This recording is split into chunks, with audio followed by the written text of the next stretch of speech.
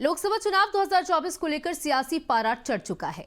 उत्तर प्रदेश की सीटों पर बीजेपी की खास निगाहें हैं, क्योंकि सभी जानते हैं कि दिल्ली का रास्ता लखनऊ से होकर ही जाता है।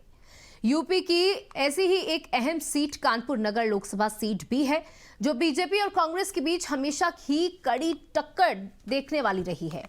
पिछले 2 चुनावों से ये सीट बीजेपी के पास है, जिसके पहले 2 चुनाव कांग्रेस ने अपने पास ये सीट रखी थी। कानपुर सीट पर अभी कोई नाम फाइनल नहीं हुआ।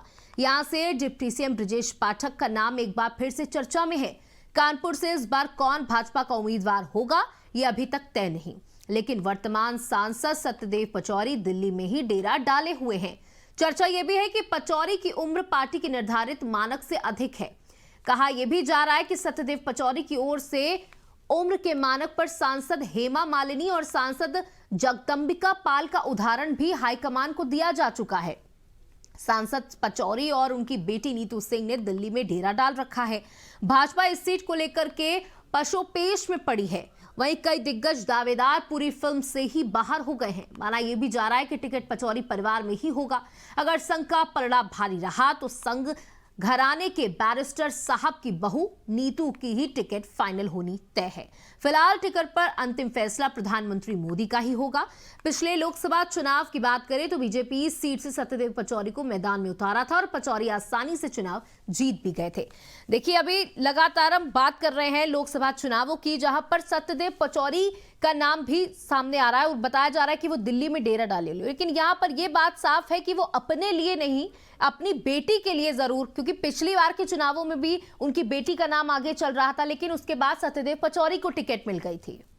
नहीं, इसमें थोड़ा सा संशोधन कीजिए। पचौरी अभी भी स्वयं चाहते हैं कि उनको टिकट दिया जाए, नंबर 1। नंबर 2 ये है कि पचौरी एक विकल्प नीतू सिंह जो उनकी बेटी हैं और यहाँ पर जो बैरिस्टर साहब हैं जो संघ के संचालक हैं, उनकी बहू भी हैं। इनकी बेटी और उनकी बहू भी है। हुआ ये था कि पिछले नगर निगम चुनाव में नीतू सिंह का नाम बहुत तेजी के साथ चला था और ये माना जा रहा था कि नीतू सिंह मेयर की प्रत्याशी होंगी और जानकारी के अनुसार इन्होंने चुनाव की तैयारी भी पूरी कर ली थी। लेकिन ऐन वक्त पर प्रमिला पांडे को फिर टिकट दे दिया गया और नीतू सिंह रह गए। कहा यह जा रहा है कि उस समय जो आला कमान के लोग थे उन्होंने ये आश्वस्त किया था कि ठीक है, आगे एडजस्ट करेंगे। तो हो सकता है और ये संभावना है और राजनीतिक भी कह रहे हैं कि पचौरी ये कह सकते हैं कि ठीक है, अगर आप हमको नहीं दे रहे हैं तो आप नीतू सिंह के दीजिए। लेकिन बहुत से दावेदारों के नाम है, प्रमुख रूप से ब्राह्मण प्रत्याशी, जैसे कभी ब्रजेश पाठक का नाम आया, इसके पहले दिनेश शर्मा का नाम आया, क्योंकि कानपुर में 13-14% वोट है वो ब्राह्मणों का है, जो बहुत मायने रखता है। और ख़ास तौर से आपके दक्षिण में किदवई नगर, गोविंद नगर, इन क्षेत्रों में तो खैर बाहुल्य है ही है जी। दूसरे क्षेत्रों में अगर आप देखें तो कहीं वैश्य भी है, कहीं बैकवर्ड भी है, लेकिन मुख्य रूप से अगर देखा जाए तो ब्राह्मण प्रत्याशी के रूप में ब्रजेश पाठक का भी नाम लिया जा रहा है। लेकिन कहा जाता है कि ये सीट ब्राह्मण की है, ऐसा भी नहीं है।